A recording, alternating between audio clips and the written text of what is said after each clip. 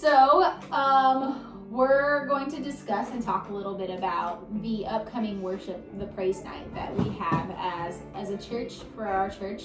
The four of us have spent a good amount of time over the last year-ish writing music, and the Lord's been able to pour out in that way. About 2 years ago, almost 2 years ago this June, I heard the Lord really say clearly while I was just spending time with him that it was time for me to start writing music for myself and for my community, and that he was wanting to hear from churches their praise and their heart cry and their personal worship. And this was a beautiful moment, but it was interesting because I didn't know how it was going to work, and then COVID hit and I suddenly had time to accomplish this. And there have been moments along this journey that have been really cool, but April 10th will be the night that we actually have the praise night set at 6:30 p.m. Central Standard Time. So we're kind of announcing and sharing our hearts behind this. So what is something that has really spoken to you during this time and drawn you to this? What is been spoken through the music, and how did you guys get drawn into this?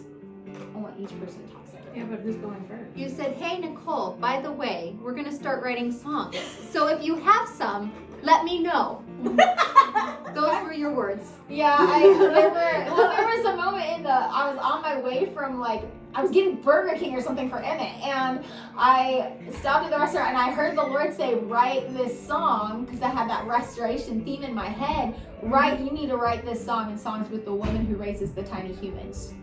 And you had literally just got the shirt that says Raising Tiny Disciples. It was prophetic. You're welcome. Thank you for that Christmas present. Well, and then that was because I wore it to church.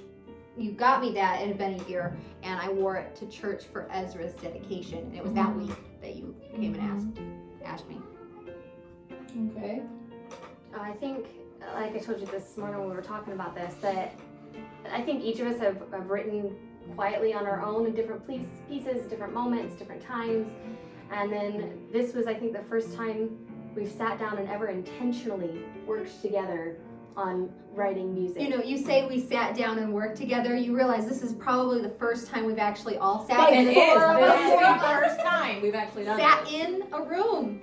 All four of us. Together. All four of us. Together at the Alone. same time. Well, you and I have worked in little bits and pieces, and you and I have worked in little bits and pieces. And I worked with all three of you at different pieces. Yeah. But we have separately, but this is an intentional time, I think. Just maybe not together as a whole, but intentionally worked at putting down in a book our songs that the Lord's given us, and I think that's been really blessed. I think this process has also been beautiful because three of us are busy moms, and then baby. But it doesn't matter where we are. There's always children in the room with us, and that's, I think, different than in a lot of people's writing styles. We do this with our life. It's become a part We of don't our set life. out this, I'm going to escape to this cabin and be alone and this nice solace thing. It's No. As nice as that would We- be, no. We send little voice clips to each other with the kids Okay, I screaming got in the this. background, and then halfway through the voice clip, it's no, stop it! Okay, back to the song. It's I think the Lord manages to talk to us through the chaos of our lives. And these are based on words that each of us have gotten. each of us have gotten, and the church itself has gotten. Yeah, I mean, there are promises that we've held to, cling to in some way, that we've written these songs out of and shared with one another, these musical promises. Yeah. And I think that's beautiful. And I hope that other people are blessed. I think for me, it's I can't write songs without hearing the voice of the Father. Yeah. Because that's really what a lot of my songs are, from kind of the Father's point of view. And my spirit has to be in tune in order to actually write these. Yeah. And so it's nice to be able to write with other people that are this is what God's saying. I'm yeah.